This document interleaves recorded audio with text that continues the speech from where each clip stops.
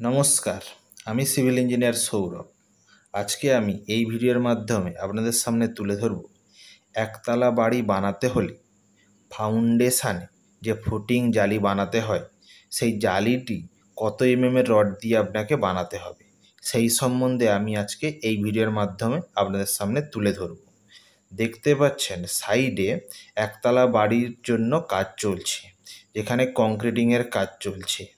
এবং এই কংক্রিটিংয়ের কাজ করার আগে আপনাকে অবশ্যই ফুটিং জালিটি ঠিক করে বানিয়ে নিতে হবে।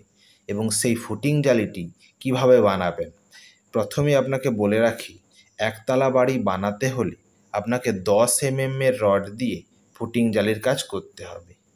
এবং এই 10 এর রডকে আপনাকে 6 ইঞ্চি সেন্টার থেকে সেন্টার, মানে একটি রড থেকে আরেকটি রডের দূরত্ব আপনাকে 6 ইঞ্চি করে দিতে হবে।